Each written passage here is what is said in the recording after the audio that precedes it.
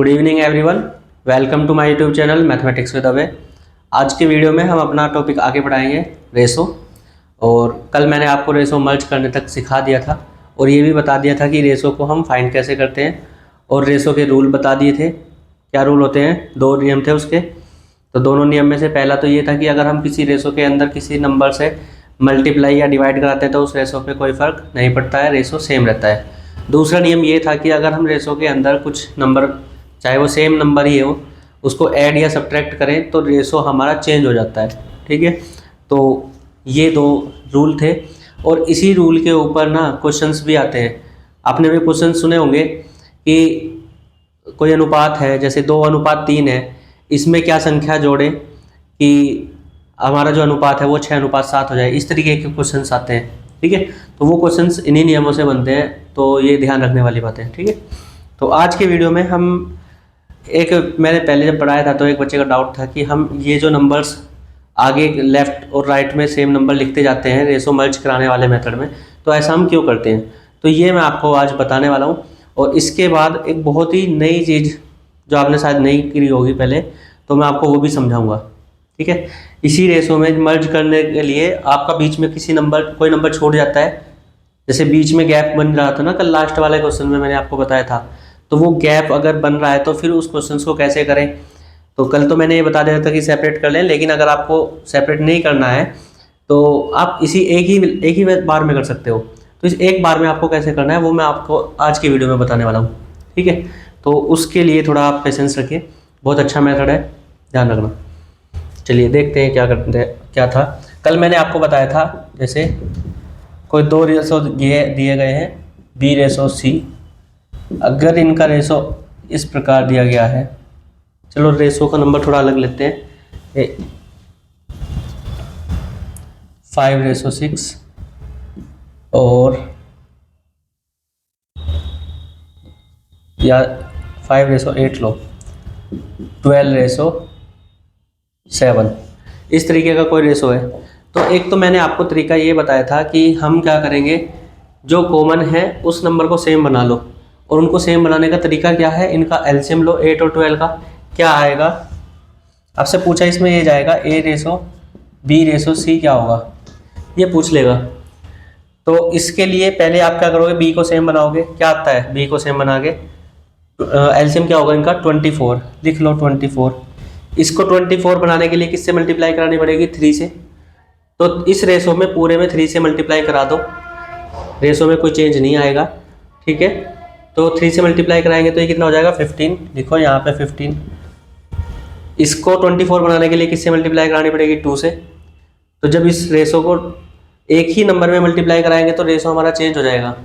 ठीक है, लेकिन अगर दोनों में मल्टीप्लाई कराएंगे तो रेशो सेम रहेगा। तो 12 की मल्टीप्लाई 2 में करा दी, 24 आ गया। तो 7 की भी 2 में करानी पड़ेगी, तो कितना हो जाएगा, 14। ये आ गया हमारा A:B:C। तो ये प्रोजेक्ट करके था, बताने में ही टाइम लगा है लेकिन कर जल्दी लोगे। दूसरा हमने क्या किया था, शॉर्ट मेथड जिसको हम बोलते हैं, एक ही लाइन में करने वाला। नंबर्स को ऐसे लिखोगे ऊपर नीचे, जो यहाँ पे राइट साइड में होता है उसको बाद तक लिख देते हैं, और जो इधर लेफ्ट साइड में रहता है नीचे उसको शुरू तक लिख देते हैं। और 12×5 = 60, 12×8 = 96 और 8×7 = 56। अब इसको किसी कॉमन नंबर से डिवाइड देना होता है। तो देखना ये 4 से डिवाइड हो रहे हैं तीनों नंबर, 15×4 = 24×4 = और 14×4 = 56। यही आया है। ठीक है, अगर 3 तक का ही है तो फिर तो हम इसी से कराएं तो ज़्यादा बेहतर है, इसी मेथड से कराएं। लेकिन अगर आपको ज़्यादा दे दिए, जैसे A:B:C:D:E, इस तरीके तक का 5 तक का रेशो है, तो आप यहाँ पे ना बस एक नंबर को तो प्रोजेक्ट कराने में हमें आसानी रहती है, लेकिन इतने सारे नंबर हो जाएंगे, अलग अलग रेशो दिए होंगे इस तरीके से, A:B, B:C, तो वहाँ क्या होता है, वहाँ पे हम अगर इस तरीके से करने जाएंगे तो हमें बहुत टाइम लग जाएगा। ठीक है, बार बार इस चीज़ को करने से। लेकिन अगर हमें प्रैक्टिस होगी इस मेथड से जल्दी करने की तो फिर हम इसको भी जल्दी कर सकते हैं। तो मैं आपको ये बताने वाला हूँ, और उसमें भी गैप वाला बताऊँगा, क्योंकि ऐसा रेशो मर्ज करना मैंने आपको बता दिया था। दूसरा मुझे आपको इसमें ये बताना था कि हम ये नंबर्स क्यों लिखते हैं, आगे की तरफ हमने इसको क्यों लिख दिया, इसको हमने पीछे की तरफ क्यों लिख दिया। ये चीज़ बतानी थी। तो देखिए आप नीचे की तरफ कर क्या रहे हैं, इधर मल्टीप्लाई कर रहे हैं, आप इधर कर क्या रहे हैं, मल्टीप्लाई कर रहे हैं। तो मल्टीप्लाई हम क्यों कर रहे हैं, ये देखिए जब मैंने 8 की 12 में मल्टीप्लाई की तो ये क्या हो गया 96। अब 96 किसकी वैल्यू हो गई, बी की वैल्यू हो गई है 96। तो इसका नंबर क्या बन गया, सेम बन गया। जो हम बात यहाँ पे भी कर रहे थे, इस नंबर को क्या बना लेते हैं, सेम बना लेते हैं। तो हमने यहाँ पे जब इन दोनों के आपस में मल्टीप्लाई करा दी तो ये 96 हो गया। अब 12 की 8 में कराओ या 8 की 12 में कराओ तो 96 ही आएगा। लेकिन अब हमने बी की तो करा लिया मल्टीप्लाई, इधर ए वाले को क्या हम अब ऐसे ही छोड़ दे 5, क्यों नहीं छोड़ सकते, क्योंकि अगर हमने बस इसमें मल्टीप्लाई करा दिया है तो हमारा रेशो क्या हो जाएगा, चेंज हो जाएगा। देखो अगर मैं 8 में 12 की मल्टीप्लाई करा दूं ये तो 96 हो गया, लेकिन अगर ये 5 छोड़ दिया तो क्या अब ये रेशो पहले जैसा रह गया, नहीं रहेगा। तो यहाँ पे ये रेशो पहले जैसा ना रहे तो इसमें हमें 12 की मल्टीप्लाई करानी पड़ेगी। तो यहाँ पे जब हम मैं इसको पीछे की तरफ लिखता हूँ और जब हम नीचे की तरफ मल्टीप्लाई ही करा रहे हैं तो इसमें क्या हो जाती है, मल्टीप्लाई हो जाती है पूरे रेशो में। इस ए रेशो बी में 12 की मल्टीप्लाई होगी है, इसलिए हमने इसको पीछे की तरफ लिखा था कि पीछे के जो नंबर्स हैं इनमें सब में क्या हो जाएगी, मल्टीप्लाई हो जाएगी। सेम काम राइट साइड वाले के लिए भी है। हमने इस रेशो के साथ अगर मैंने इसको b को 96 बनाया है तो 12 में किसकी मल्टीप्लाई कराऊं कि 96 हो 8 की, तो 8 की मल्टीप्लाई मुझे इसमें भी करानी पड़ेगी 7 में। तो अगर मैं इसको राइट साइड में नहीं लिखूंगा तो मल्टीप्लाई नहीं करा पाऊंगा। तो यहाँ पे मैंने जब इसको लिख दिया और नीचे की तरफ मल्टीप्लाई करा कर लिखते हैं तो यहाँ पे इसमें मल्टीप्लाई हो गई, पूरे रेशो बी रेशो सी में 8 की मल्टीप्लाई हो गई है। तो जब पूरे रेशो में हो गई है तो ये रेशो भी हमारा क्या हो जाएगा, सेम हो जाएगा। तो इसलिए कराते हैं इसको, इसलिए लिखते हैं, ठीक है। तो ये आपको ध्यान रखना है। चलिए अब मैं इस वाले एक क्वेश्चन को कराऊंगा आपको, जिसमें क्या होगा, बीच वाले में गैप बनेगा।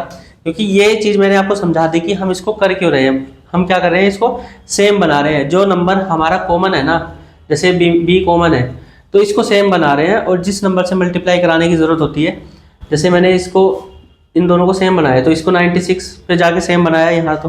तो 96 बनाने के लिए इस रेशो में किससे मल्टीप्लाई करानी पड़ी है, 8 से।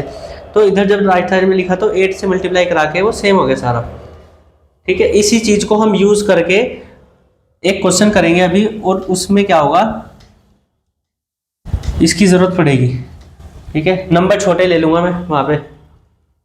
देखिए ये दिया है 1:2, ये 3:4, और C/D दिया है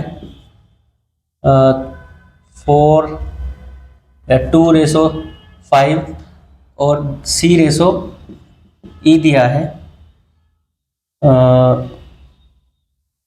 C पे 4 आ गया, 2 आ गया, 5 नहीं आया है, 5:4 ले लेते हैं, चलो ठीक है, ये ले लिया है। तो हमें क्या करना है, देखो यहाँ पे A है, A के बाद B, और नेक्स्ट रेशो में B और C का ही दिया है। यहाँ पे भी C के बाद D है, C और D दिया हुआ है, पीछे भी C लास्ट पे छोड़ा था। यहाँ पे क्या है, C/D और C/E है। C/D दिया है, लेकिन D के साथ में E के साथ का कनेक्शन नहीं दिया है, वो पीछे वाले के साथ दिया है, ठीक है। तो अब आप देखिए क्या करना है, हमें क्या निकालना था, A/B/C/D/E निकालना है। तो पहले हम तो उसी तरीके से लिखेंगे 1:2, 3:4 दिया है, 2:5, ठीक है। यहाँ तक का दिया है इसने हमें, ठीक, यहाँ तक का गिवन है। तो देखिए अगर मैं इतने तक का करूँगा तो मेरा यहाँ तक हो जाएगा, इतना काम हो जाएगा। तो इसी के हिसाब से लिखो, पहले इसी के हिसाब से लिखो, यहाँ तक लिखा गया। अब हमें तो E का भी चाहिए, तो देखो यहाँ पे C/E का दिया है, तो C के नीचे 5 लिखा जाएगा और E के नीचे क्या लिखा जाएगा, 4 लिखा जाएगा। E के नीचे क्या लिखा जाएगा, 4 लिखा जाएगा। अब देखो ये तो थे, हमने इस वाली लाइन का इस वाली लाइन के साथ कनेक्शन जोड़ना है। ऊपर तो सबका जुड़ गया, लेकिन नीचे वाली का जोड़ना है। अब देखो जब इन रेशो के साथ में मल्टीप्लाई, तो इसके नीचे यहाँ पे भी होनी है, लेकिन पहले इसका सेट कर लो। तो देखो यहाँ C का सेम बनाने के लिए किसकी मल्टीप्लाई होनी है, 5 की, तो पीछे 5 ही लिखोगे, ऐसा हम यूजुअली करते भी हैं। तो पीछे तो 5 लिखा गया, लेकिन इस रेशो के साथ किसकी मल्टीप्लाई, इसकी किसके साथ मल्टीप्लाई करानी है, हमें 5 की करानी है। तो ऊपर यहाँ पे जो C के साथ आगे D भी है, तो इसमें भी हमें किसकी करानी पड़ेगी, 5 की करानी पड़ेगी। तो हम इसलिए यहाँ पे 5 लिखेंगे, ठीक है, इसलिए हम यहाँ पे क्या लिखेंगे, 5 लिखेंगे, क्योंकि हमें 5 के साथ ऊपर वाले रेशो को अगर इसके इक्वल बनाना है तो 5 की मल्टीप्लाई करानी है इसमें। तो इस लाइन में हर नंबर की 5 से मल्टीप्लाई हो जानी चाहिए। यहाँ पे c किसके साथ है, c का क्या वैल्यू है, 2 है, तो 2 के साथ इस सारे नंबर की क्या होनी चाहिए, जो मतलब इसमें रेशो है 2 की मल्टीप्लाई होनी चाहिए। तो यहाँ तो ये है इसके साथ, तो 2 और 5 की मल्टीप्लाई हो जाएगी, लेकिन यहाँ पे 2 लिखना पड़ेगा, यहाँ पे राइट साइड में 5 नहीं लिखना पड़ेगा। ठीक है, इसको जरा मार्क करना, यहाँ पे इस चीज को नोटिस करना। ठीक है, ये 2 की मल्टीप्लाई हमने नीचे कराई है इसमें, तो 5 रेशो क्या था, 4 था, तो इस 4 में भी किसकी मल्टीप्लाई होनी चाहिए, 2 की ही मल्टीप्लाई होनी चाहिए। देखो ये है c, यहाँ पे c की वैल्यू 2 है, यहाँ पे 5 है, c और e का रेशो गिवन है। अगर आप ऊपर वाले से लोगे तो फिर 4 है, तो फिर 4 से कराओगे आगे। ठीक है, लेकिन यहाँ पे जो पास वाला है उसी से देखो, 5 और 2 से हमारा इक्वल हो जाएगा। ठीक है, तो 2 की मल्टीप्लाई इसमें हो रही है 5 में, तब जाके 10 आएगा, तो 2 की मल्टीप्लाई इसमें भी कराओगे, तो इसलिए इसके ऊपर 2 लिखोगे यहाँ पे इस लाइन के सामने। यहाँ इसको 2 को 5 बनाने के लिए, 2 को 10 बनाने के लिए 5 से मल्टीप्लाई हुई है, तो हमें किसकी मल्टीप्लाई करानी पड़ेगी, इधर इस वाले रेशो में पूरे में 5 की मल्टीप्लाई करानी पड़ेगी। तो मैंने इसलिए आगे यहाँ पे क्या लिख दिया, 5 लिख दिया। ये 2:5 है, और इसको इस रेशो को यहाँ पे 2 को 10 बनाने के लिए 5 से मल्टीप्लाई हुई है, तो इधर भी इस वाले में भी 5 से होगी, तो इसके नीचे 5 लिखा गया इस वाली लाइन में सामने, इसीलिए। बाकी यहाँ पे जो चल रहा था ऊपर वही चलेगा, ऊपर वाला। तो अब ये देख लो, 1 3 जा 3, 2 जा 6, 5 जा 30, 2 3 जा 6, 2 जा 12, 5 जा 60, 2 4 जा 8, 8 2 जा 16, 16 5 जा 80, 2 4 जा 8, 8 5 जा 2 4 जा 8, 8 5 जा 40, 40 5 जा 200। सही है ना, 25 चौका 100 200। ठीक है, 2 4 जा 8, 8 2 जा 16, 16 4 जा कितना होगा, 64, 8 8 8 चौक 32 64। ठीक है, अभी देखो ये किससे डिवाइड हो रहे हैं, सारे के सारे नंबर 4 से डिवाइड हो रहे हैं, कर दो। 4 सब में था ना इसमें, सब डिवाइड हो रहे हैं 4 से, करो डिवाइड। नहीं ये नहीं होगा 4 से डिवाइड, तो 2 से डिवाइड होंगे, तो क्या आएगा, कर लोगे, 15 30 लिख लो, चलो 15 30 40 100 32, ये इसका रेशो आ जाएगा। अब देखो जिस मेथड से मैंने कल कराया था ना, उससे भी यही आएगा। मैंने कल क्या कराया था, पहले मैंने इतना निकाल लिया था डी तक का, और फिर बाद में ई के साथ उसको जोड़ दिया था। तो उसको करो जरा, कैसे था वो, पहले मैंने ए रेशो बी रेशो सी रेशो डी फाइंड किया था, ये किया था ना। तो लिखो जरा 1:2, 3:4, और इधर कौन है 2:5, ये डी तक का हो जाएगा। 2 2 4 3 2 2, ये क्या आया, 4 2 जा 8, 5 जा 40, 2 4 जा 8 2 जा 16, 3 2 जा 6, 6 2 जा 12, और 3 2 जा 6। अब इसको किसके साथ मर्ज कराना है, ई के साथ मर्ज कराना है। अब ये किसका है, ए बी सी डी का है, यहाँ पे तो सी और ई का दिया हुआ है, तो मैं क्या करूँगा, ए रेशो बी रेशो सी, सी नहीं लिखूँगा, पहले डी को लिख लूँगा, डी रेशो सी, फिर ई करूँगा। तो क्या था 6 12, पहले डी को लिखा है, तो डी की वैल्यू कितनी थी 40, सी की 16, और ई की तो पता नहीं है अभी। ठीक है, इधर कौन था, ये 5:4 है, इधर तो 16 लिखेंगे राइट साइड में, इधर सब में 5। करो जरा, 16 4 जा 64, ये 80, ये 200 60, और ये 30। देखो यही आई है कि नहीं आई है। ये सी और डी को क्या करोगे, पलट दो, 80 पहले कर दो, 200 को बाद में कर दो, तो यही आ रहा है, सेम आएगा। ठीक है, तो कहने का मतलब ये है कि हमें बस ये देखना है कि हम किस नंबर को इक्वल कर रहे हैं, जो नंबर कॉमन है हमें वो इक्वल करना होता है। यहाँ पे हमें 2 और 5 को इक्वल करना था, मतलब 2 और 5 को इक्वल कराना था, तो इस रेशो में तो हमें किसकी मल्टीप्लाई करानी पड़ेगी, 5 की करानी पड़ेगी। तो मैंने सारे में 5 लिखा, जहाँ पे भी जगह बची थी 5 लिखा। इस रेशो में मुझे किसकी मल्टीप्लाई करानी पड़ती, 2 की मल्टीप्लाई करानी पड़ती। तो यहाँ पे जो जगह बच रही थी इधर राइट साइड में, तो मैंने उसको किस में लिख दिया, 2 में लिख दिया। ठीक है, तो ये था कारण। बाद में 5 है लेकिन 5 नहीं लिखेंगे क्योंकि हमने सी को इक्वल बनाना, सी के हिसाब से प्रोजेक्ट करना है उसको। ठीक है, तो उसी नंबर को हम आगे लिखते हैं, जैसे मैंने यहाँ पे भी लिखा है। तो हम आगे किस नंबर को लिख रहे हैं, जिसकी नीचे वाले नंबर में मल्टीप्लाई कराई गई है इसके नीचे, उसी को हमें आगे लिखना है जहाँ पे जगह बची है। ठीक है, तो ये चीज़ आपको ध्यान रखनी है। ये आपके लिए शायद नहीं रही होगी, न्यू है आपके लिए शायद। ठीक है, तो अब हम इसके क्वेश्चंस को करेंगे जो रेशो से रिलेटेड क्वेश्चंस हैं, बेसिक से, जो आपके वो क्वेश्चंस होते हैं जिसके अंदर क्रॉस मल्टीप्लिकेशन मेथड लगता है, वो मैं आपको नेक्स्ट वीडियो में कराऊंगा। लेकिन उससे पहले मैं आपको थोड़ा सा प्रोपोर्शन के बारे में भी बताऊंगा। ठीक है, तो चलिए आज के वीडियो में हम अब क्वेश्चंस प्रैक्टिस करेंगे इनकी। तो ये आप सीख गए हो रेशो को मर्ज करना बहुत अच्छे से। ये अल्टीमेट था लास्ट वाला, इससे ऊपर नहीं है कुछ। बीच में गैप बनवा देगा और गैप को आपको केयरफुली हैंडल करना है। ठीक है, तो चलिए अब आप क्वेश्चंस करिए।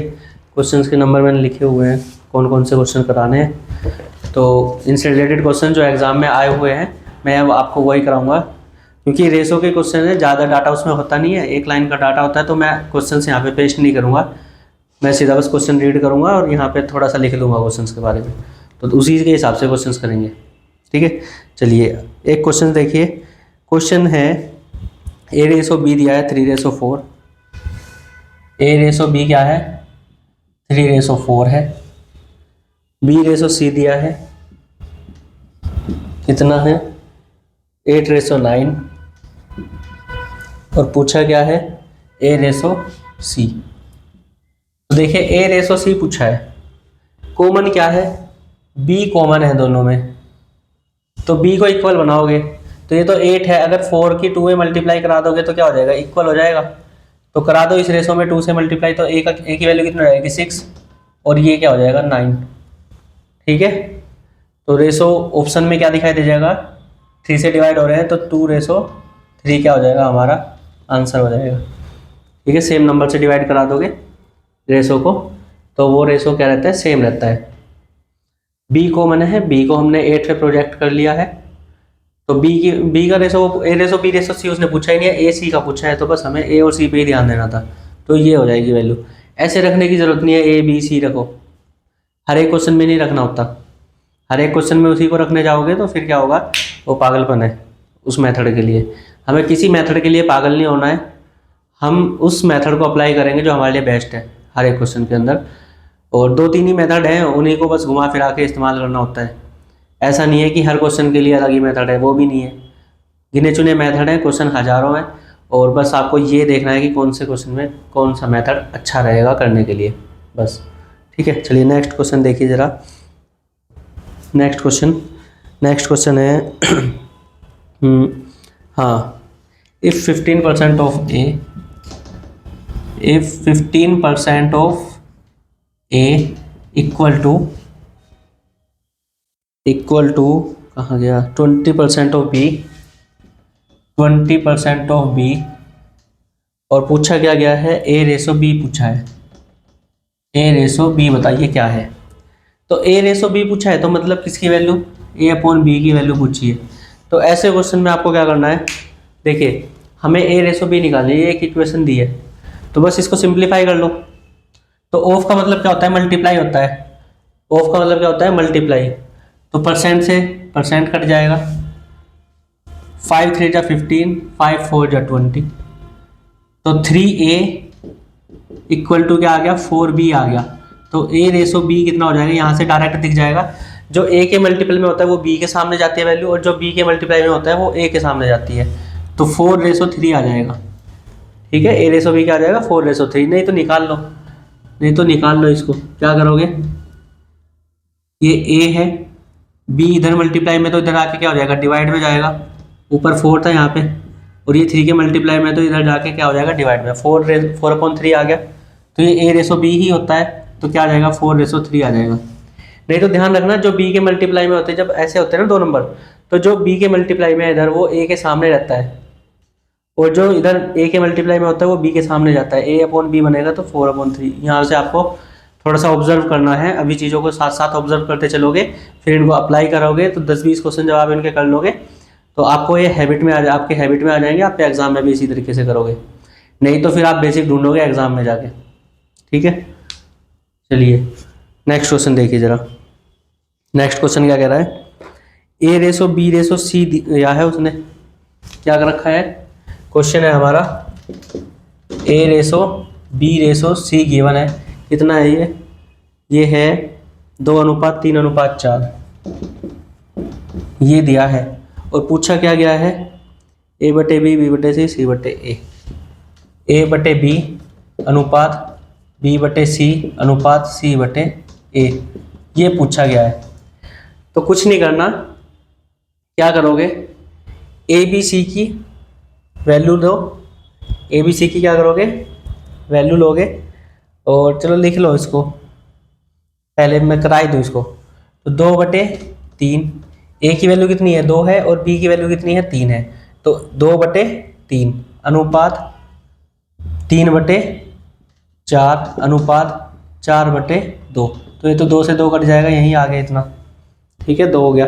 तो देखिए 3 और 4 इनका एलसीएम क्या है 12, तो पूरे रेशो में 12 से गुना करा दो, पूरे रेशो में क्या करा दो 12 से गुना करा दो, तो रेशो पे कोई इफेक्ट आएगा नहीं, लेकिन हमारे इस रेशो की क्या आ जाएगी, वैल्यू आ जाएगी। तो क्या आएगा 12 से गुना करा के, तो देखो ये हो जाएगा 12/3 रेशो, ये क्या हो जाएगा, इसे कराइए 12×3=36, अरे क्या कर दिया ये, 3 चौक 12 से गुना करानी थी, तो 12×2=24 हो जाएगा, 24/3, 12×3=36/4 और 12×2=24। इसको 3 से भाग दोगे 3×8=24, इसको 4 से दोगे 4×9=36, तो हमारा इसका आंसर क्या आएगा, इसका आंसर हमारा आ जाएगा 8:9:24, ये हमारा क्या हो गया, इसका आंसर हो गया। ठीक है, तो इस क्वेश्चन को ऐसे करेंगे, कुछ नहीं करना, डायरेक्ट भी अगर आपको करना होगा ना तो ध्यान रखना, हमेशा ध्यान रखना, इन तीनों का एलसीएम लेना, क्या आएगा 2×3=6, 6×4=24 दिख रहा होगा, लेकिन नहीं, ये 2 तो इसी 4 में आ जाएगा, तो 4×3=12 इसका क्या हो जाएगा, एलसीएम हो जाएगा, क्योंकि 2 इसके अंदर इंक्लूडेड है 4 के अंदर पहले से ही, तो 12 इसका एलसीएम हो गया। अब आप क्या करोगे, 12 की इन सब में गुना करा दो, ऊपर क्या है, यहाँ पे A है, यहाँ पे B है और यहाँ पे C है, तो गुना करा के लिख दोगे, क्या आएगा 12×2=24, 12×3=36, 12×4=48, और आप इसे भाग किससे दोगे, इसमें B था, B के नीचे कौन है 3 है, तो 3 करोगे, इसके नीचे कौन था C है, 4 कर दो, और इसके नीचे A है तो 2 कर दो। ठीक है, ये आपको लिखना भी नहीं है एग्जाम के अंदर, ये आपको लिखना भी नहीं है कि आप इनको बट्टे करके लिख रहे हो, नहीं, आपको बस ये वाली वैल्यू लिखनी है, ये वाली वैल्यू लिखोगे, और ये बट्टे में लिखोगे नहीं, सीधा भाग करोगे, बट्टे में लिख के भाग नहीं करना, भाग सीधा करोगे, 3 से भाग करोगे 8, 4 से भाग करोगे 9, 2 से भाग करोगे 24, सीधा भाग करना है, एग्जाम में नहीं लिखना इसको बट्टे में। तो ये तुम्हारा आ जाएगा आंसर 8:9:24, यहाँ से भी यही आया था 8:9:24। ठीक है, तो आसान क्वेश्चन है। चलिए नेक्स्ट क्वेश्चन देखिए जरा, नेक्स्ट क्वेश्चन क्या कह रहा है, कह रहा है इफ, क्वेश्चन देखिए इफ इतना है a=1/3b, अरे यार a=1/3b और b=1/2c, b=1/2c, और पूछा क्या है a/b/c पूछा है, a/b/c पूछा गया है, क्या है, तो a/b/c जब पूछा गया है तो देख लो आप, इसमें सीधा दिखाई दे रहा होगा आपको, ये किसकी वैल्यू है, a/b की वैल्यू है, क्योंकि b तो इधर आ जाएगा अपॉन में, ये b तो इधर आ जाएगा अपॉन में, तो ये a/b ही तो है 1/3, और ये किसकी वैल्यू है b/c की है, तो ये किसकी है 1 और 2 की। तो देखना जब ये 1 और 2 है तो इसमें तो बस 3 की मल्टीप्लाई करानी पड़ेगी, तो कितना हो जाएगा 3×2=6, चलो कर ही लो, 1/3, 1/3/6, ये आ गया आंसर आ गया आपका। ठीक है, तो जब इस तरीके से वैल्यू दी हो ना तो ध्यान रखना, अगर इस तरीके से दी हो, ये आ जाता है इधर डिवाइड में, तो ये सीधा a/b/c की वैल्यू है, b/c की वैल्यू है, तो बस इसको थोड़ा सा ध्यान में रखना है। ठीक है, 2-4 क्वेश्चन करोगे, प्रैक्टिस है। क्वेश्चन करने ऐसे ही क्वेश्चन बहुत सारे दिए हुए हैं, यहाँ पे 100 क्वेश्चन लिखे हुए हैं इस तरीके के, लेकिन मैं वही क्वेश्चन करा रहा हूँ जो एग्जाम में आए हुए हैं।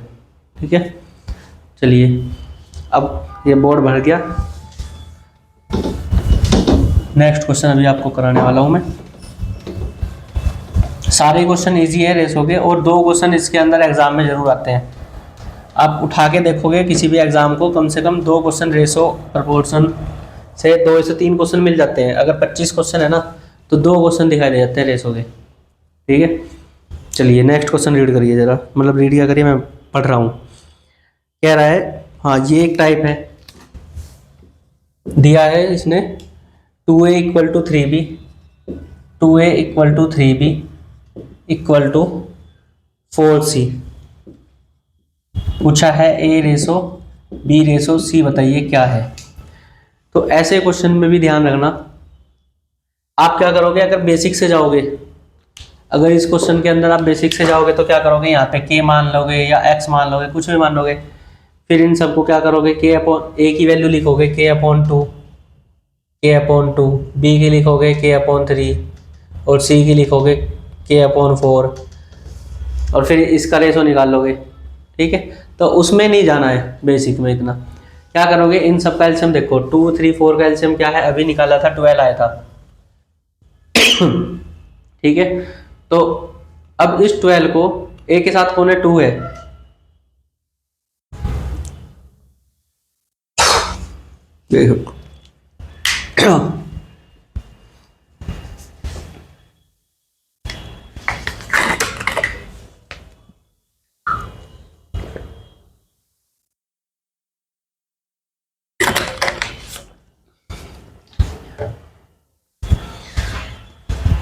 देखो यहाँ पे आप एक कॉमन वैल्यू मान लेते ना, और उसी को क्या कर रहे हो, डिवाइड कर रहे हो, तो आप इस एलसीएम, इसको एलसीएम के इक्वल ही रखो। इन सबको क्या मान लो, इन सब की वैल्यू क्या है, 12 है। ठीक है, और इस कॉमन वैल्यू को आप किससे डिवाइड कर रहे हो, जो इनके साथ है। जैसे 2 a के साथ कौन है, 2 है, 2 से डिवाइड करा, b के साथ 3 है तो b की वैल्यू 3 से डिवाइड की, तो इससे बस डिवाइड करके लिख दो। 12 को 2 से डिवाइड कराओगे 6, 12 को 3 से डिवाइड कराओगे 4, और 12 को 4 से डिवाइड कराओगे 3। यही हमारा क्या हो जाएगा, इसका आंसर हो जाएगा। ठीक है, आपको क्या करना है, जो हमेशा ध्यान रखना, जब इस तरीके का दिया होगा ना रेशो, मतलब ये सब चीज़ें इक्वल दी जाती हैं, तो उसमें क्या करते हैं, इनके साथ जो दिया है ये, इनका एलसीएम निकाल लेंगे, और इस एलसीएम को उससे डिवाइड कर देंगे जो इनके मल्टीपल है, जो इनके कोफिशिएंट है, इनके कोफिशिएंट से डिवाइड करा करा के इनके क्या आ जाते हैं, रेशो आ जाते हैं। तो ये ही क्या है, इस क्वेश्चन का आंसर आ जाता है फिर। ठीक है, चलिए नेक्स्ट क्वेश्चन देखिए। नेक्स्ट क्वेश्चन में क्या कह रहा है, नेक्स्ट क्वेश्चन भी एक आसान टाइप है, उसमें क्या किया हुआ है, 1/x ratio 1/y ratio 1/z given है। ठीक है, मतलब रेसिप्रोकल्स का दिया गया है। तो कि ये क्या दे रखी है, 2:3:5 गिवन है, और पूछा क्या गया है, x y z का रेशो पूछा है, x ratio y ratio z की वैल्यू पूछी है। तो इसको कैसे करोगे, इसको कैसे करोगे, तो इसके लिए भी सेम बात है। इसके लिए क्या करना है, रेसिप्रोकल्स के रेशो के लिए आपको क्या करना है, इनका एलसीएम लेना है, और इनके एलसीएम को फिर उसे से डिवाइड कर दोगे। तो देखिए कैसे करोगे जरा, यहाँ पे हमें निकालना है x ratio y ratio z। तो अगर मैं यहाँ से 1/x रेशो 1/y देखता हूँ तो वो कितना होता है, 2:3 होता है। ठीक है, तो मतलब y/x की वैल्यू है ये 2/3, ये किसकी वैल्यू है, y/x की वैल्यू है। तो x रेशो 3 क्या हो रहा है, उल्टा हो रहा है यहाँ पे। तो अगर मुझे इससे x रेशो y निकालना है तो ये वैल्यू क्या होगी, 3:2 की हो जाएगी, रेसिप्रोकल हो रहा है इसका। ठीक है, ऐसे ही अगर मुझे y और z का चाहिए, y रेशो z का चाहिए, तो इन दोनों का उल्टा 5:3 आएगा। क्या आएगा, 5:3 आएगा। तो बस अब हम क्या निकाल लेंगे, x ratio y ratio z निकाल लेंगे। तो क्या हो जाएगा, x y तो क्या है 3:2 है, और y z क्या है 5:3 है। तो 2 5 कर दो 15, रेशो 10:6। ये क्या हो जाएगा, XYZ का रेशो हो जाएगा। 15:10:6 ऑप्शन बी इसका आंसर है। ठीक है, इस तरीके से हम इसको कर सकते हैं। ठीक है, दूसरा, अगर आपको ये सॉर्ट करना है जैसे हमने इसको किया है, तो इन सब का क्या करेंगे, एलसीएम लेंगे। इन सब का क्या करोगे, एलसीएम लोगे। एलसीएम लेके क्या करना है, फिर जो ये है इससे क्या कर दो, डिवाइड कर दो। अरे यार क्या हो रहा है, इससे क्या कर दो, डिवाइड कर दो। ठीक है, बस हो जाएगा। क्या आएगा इन सब का एलसीएम, 30 आएगा। 30 को 2 से डिवाइड करोगे 15, 30 को 3 से डिवाइड करोगे 10, 30 को 5 से डिवाइड करोगे 6। यही क्या आया, रेशो। अगर आपको ऐसे जाना है तो ऐसे भी जा सकते हो। ये रेसिप्रोकल्स का रेशो है, तो हम इनके रेशो को क्या करेंगे, रेसिप्रोकल करेंगे, आपस में चेंज कर लेंगे। अगर x रेशो y चाहिए तो इनको क्या करो, पलट दो। ठीक है, चलिए नेक्स्ट क्वेश्चन देखिए जरा। नेक्स्ट क्वेश्चन क्या कह रहा है, ये भी अच्छा क्वेश्चन है, याद रखिए पॉइंट में है। 4 की पावर 3.5 क्वेश्चन है। 4 की पावर 3.5, इसके साथ रेशो दिया है, इसका है ये 2 की पावर 5, 2 की पावर 5। ये रेशो में पूछा गया है, इस तरीके की वैल्यू में पूछा गया है, बताइए क्या है। ठीक है, जैसी वैल्यू वो है ना 3:2, इसकी वैल्यू पूछ रहा है क्या है, मतलब इक्वलेंट रेशो पूछ रहा है। इसका क्या पूछ रहा है, इक्वलेंट रेशो। जैसे समतुल्य भिन्न पूछता है ना, इक्वलेंट फ्रैक्शन पूछता है, तो इसका भी क्या पूछा गया है, इक्वलेंट रेशो पूछा गया है। ठीक है, वैसे तो ये रिलेट कर रहा है किससे, प्रोपोर्शन से, लेकिन बता देता हूँ इसको। तो देखिए ये पावर किस में है, डेसिमल में है। ठीक है, पावर किस में है, ये डेसिमल में 3.5। तो 3.5 का मतलब क्या है, मैं 3.5 को क्या लिख सकता हूँ, 3.5 को मैं क्या लिख सकता हूँ, 7/2 लिख सकता हूँ, नहीं लिख सकता, 7/2 लिख सकता हूँ या नहीं। ठीक है, तो लिख दो फिर 7/2 इसको, तो लिखो 7/2। 4 की पावर 1/2, तो चलो पहले 7/2 लिख लो। 7/2 रेशो 2 की पावर 5। अब जो पावर अपॉन में होती है उतना उसका रूट लेना पड़ता है। अगर पावर अपॉन में 2 है तो स्क्वायर रूट, पावर 3 है, पावर अपॉन में यहाँ पे 3 है 1/3, तो क्यूब रूट, और अगर पावर 1/4 है तो 4th रूट लिया जाता है। ठीक है, इसी तरीके से लेते हैं। तो यहाँ पे अपॉन में बस 2 है तो हमें क्या लेना पड़ेगा, इसका स्क्वायर रूट लेना पड़ेगा। तो 4 का स्क्वायर रूट क्या होगा, हो जाएगा 2, और ये क्या हो जाएगी 2 की पावर 7 हो जाएगी, और ये कितनी है 2 की पावर 5। मैंने आपको बताया था कि अगर हम किसी रेशो को सेम नंबर से डिवाइड या मल्टीप्लाई करते हैं तो वो रेशो वही रहता है, उस पर कोई चेंज नहीं आता है। तो 2 की पावर 5 इसमें भी है, इसमें भी है, दोनों में कॉमन है, तो कर दो डिवाइड। 2 की पावर 7 को 2 की पावर 5 से डिवाइड करेंगे तो क्या बचेगा, यहाँ पे बचेगा 2 की पावर 2। जब पावर्स वाले नंबर आपस में डिवाइड होते हैं, सेम बेस की पावर कुछ होती है, तो पावर आपस में डिवाइड हो जाती है। जैसे a की पावर m अपॉन a की पावर n है, तो इसका मतलब है a की पावर m माइनस n। ठीक है, तो मैंने 2 की पावर 5 से डिवाइड किया तो इसलिए पावर क्या होगी, माइनस होगी, और यहाँ पे बचेगी 2 की पावर 0। तो किसी भी नंबर की पावर 0 है तो वो क्या हो जाती है, वैल्यू 1 हो जाती है। तो इसका जो आंसर आएगा वो कितना आएगा, 2 की पावर 2 क्या होती है, 4/1। ये हमारा क्या हो गया, इसका आंसर हो गया। ठीक है, तो ध्यान रखना, ये क्वेश्चन भी अच्छा क्वेश्चन था, इसलिए मैंने पिक कर लिया। ये पेपर में आया हुआ क्वेश्चन नहीं है, लेकिन अच्छा क्वेश्चन मुझे लगा तो मैंने करा दिया आपको। ठीक है, तो ध्यान रखना ऐसे क्वेश्चंस का भी, कभी फिर पावर पॉइंट में देख के घूमते फिरो, तो इससे अच्छा मैंने बता दिया। अगर ये पावर 3.25 होती तो 0.25 को हमें क्या करने के लिए, ऐसे 7 जैसे कुछ नंबर बनाने के लिए, इंटीजर वैल्यू बनाने के लिए उसको 4 से मल्टीप्लाई कराना पड़ता। ठीक है, देखो जैसे अगर 3 पॉइंट, मैं यहाँ लिख रहा हूँ, इधर देखो 3.25 है, तो इसको अगर मुझे कोई इंटीजर वैल्यू बनाना है ना तो मुझे 4 से मल्टीप्लाई करनी पड़ेगी, क्योंकि 25 की मल्टीप्लाई 4 में कराऊंगा तो क्या हो जाएगा, 100 हो जाएगा, और डेसिमल कितने के बाद है, 2 के बाद है, तो यहाँ पे क्या हो जाएगा 1, और 1 इधर कैरी हो जाएगा। 4 3 12 और 1 13 आएगी इसकी मल्टीप्लाई, करा के देख लेना। ठीक है, तो 4 से मल्टीप्लाई कराते हैं। अगर पॉइंट के बाद 5 है तो 2 से मल्टीप्लाई करा दो, पॉइंट के बाद 2 5 है तो 4 से मल्टीप्लाई करा दो। ठीक है, ये याद रखना। नेक्स्ट क्वेश्चन कराऊंगा अभी, तब तक जो कराया है उस पर थोड़ा सा ध्यान दो।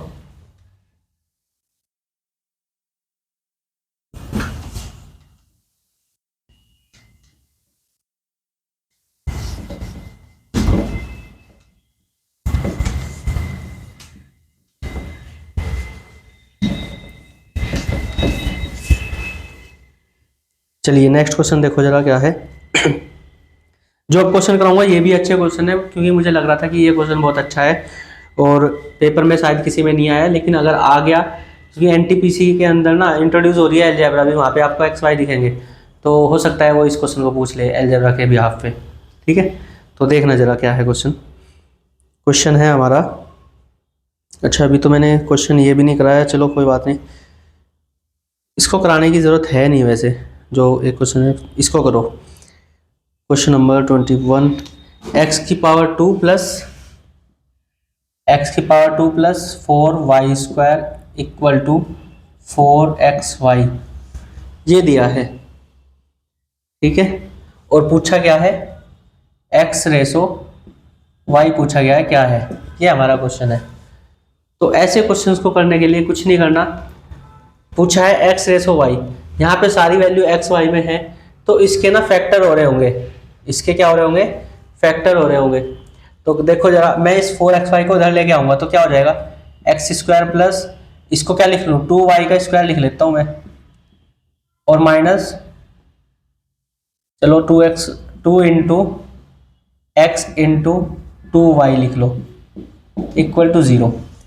ये देखो 2 2 जा 4, एक्स की वाई के साथ एक्स वाई, 4xy ही है, तो ये माइनस 4xy हो जाएगा इधर आके, यही था। ठीक है, तो ये देखो a square plus b square minus 2ab नहीं हो रहा, तो ये किसका होल स्क्वायर हो जाएगा, x माइनस 2y का होल स्क्वायर हो जाएगा, और इक्वल टू क्या है 0। तो दोनों तरफ स्क्वायर रूट लोगे तो इधर से भी स्क्वायर हट जाएगा, इधर से भी, तो क्या हो जाएगा x minus 2y equal to क्या हो जाएगा 0। 0 का स्क्वायर रूट 0 ही होता है।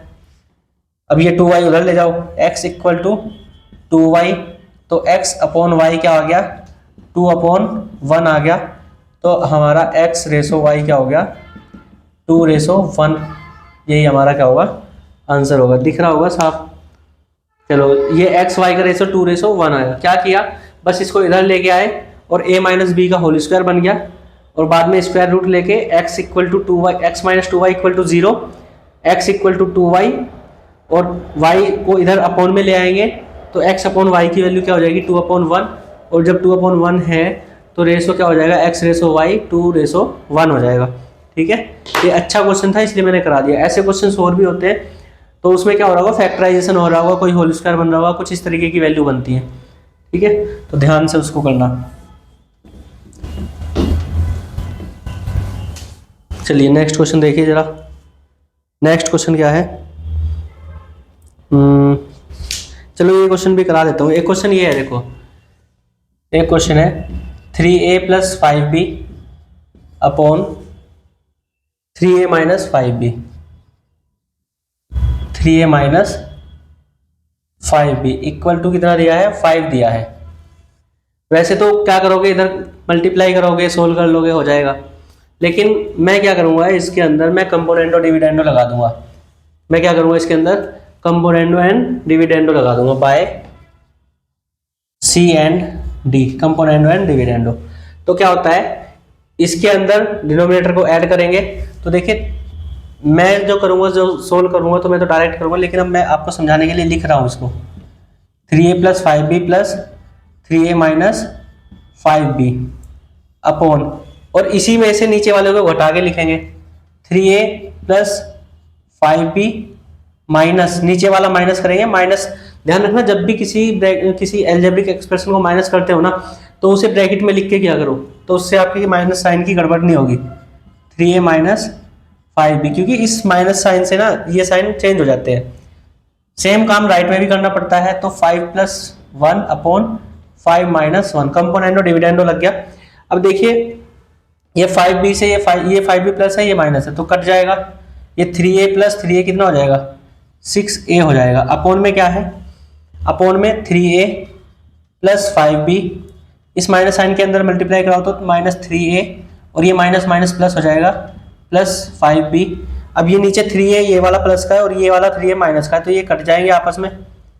इधर क्या था, ये 3 2 3 5 प्लस 1 6 अपॉन 5 माइनस 1 4। तो देखना ये कितना आ गया, ये देखो 6 इधर भी है इधर भी है, तो 6 से 6 कट जाएगा, यहाँ पे 1 बचेगा, 6 1 जा 6, इधर भी 6 1 जा 6, कभी 0 कर दो, बहुत से लोग 0 कर देते हैं यहाँ पे। और ये नीचे देखना 5 और 5 10 हो जाएगा, a upon 10b equal to 1 upon 4। तो 2 2 जा 4 और 2 5 जा 10, 5 उधर जाएगा तो a अपॉन b की वैल्यू कितनी आ गई, ये 5 इधर ऊपर जाएगा तो 5 अपॉन 2, तो a रेशो b कितना आ गया, 5 अपॉन 2 आ गया। अगर आपको कंपोनेंडो डिविडेंडो नहीं आता है तो आप इसकी इधर मल्टीप्लाई कराइए, बहुत आसानी से हो जाएगी, ठीक है। तो मैं जब भी इसको क्वेश्चन को करता हूँ ना, मैं क्या करता हूँ, मैं ये लाइन लिखता ही नहीं हूँ, मैं बस ये वाली लाइन लिखता हूँ। कैसे लिखी जाती है, देखो ये ऊपर ऐड होना है तो जो माइनस वाला है वो कट जाएगा, तो बस मैं क्या लिखूंगा यहाँ पे, मैं लिखूंगा यहाँ पे बस 6a लिखूंगा, 6a लिखूंगा और अपॉन में क्या लिखूंगा, ये वाला कट जाएगा, माइनस होगा, ये माइनस माइनस प्लस हो जाता है, तो मैं लिखता हूँ बस 10b इक्वल टू इधर 5 में प्लस 1 करके 6 अपॉन 4, बस इतना लिखता हूँ मैं इसको। और 6 से 6 कटा 1 बचा, 2 5 जा 10 2 2 जा 4, तो a अपॉन b की वैल्यू आ गई 5 अपॉन 2, ये हमारा क्या था, आंसर था। तो मैं बस ये 2 लाइन लिखता हूँ यहाँ पे, ये 2 चीज़ें लिखता हूँ, इतना नहीं लिखना पड़ता। कंपोनेंडो डिविडेंडो जब आपसे आ जाता है तो आप बस इतना लिखते हो, ठीक है। बाकी आप इसकी इधर मल्टीप्लाई कराएंगे, इसकी इधर मल्टीप्लाई कराएंगे, a वाले एक साथ b वाले एक साथ, और फिर क्या होगा, कुछ ऐसा बन रहा होगा जैसे कि चलो कर लो, बता ही देता हूँ पूरा क्या करोगे।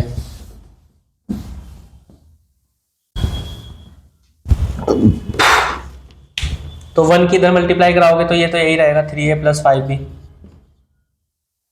इस 5 के साथ इधर जाएगी मल्टीप्लाई तो क्या हो जाएगा, 5 3 जा 15a माइनस 5 5 जा 25b, ये 25b को इधर ले आओ, या हाँ चलो इधर ही ले आओ, तो ये क्या हो जाएगा 25b प्लस 5b, ये a वाले एक तरफ कर लो, ये 15a माइनस 3a, तो ये कितना हो जाएगा 25 और 5 30b equal to 12a minus हो जाएगा, तो 6 5 जा 30 6 2 जा 12। हमें किसकी वैल्यू निकालनी थी, a अपॉन b की वैल्यू निकालनी थी हमें, तो a रेशो b की, तो b को इधर लेके जाओ डिवाइड में, तो यहाँ तो 5 है, 5 equal to 2a upon b, लेकिन हमें क्या कर दिया, लेकिन हमें क्या करना है, a अपॉन b निकालना है, तो ये 2a के साथ नहीं रहेगा, 2 इधर मल्टीप्लाई में तो इधर आके किस में हो जाएगा, डिवाइड में,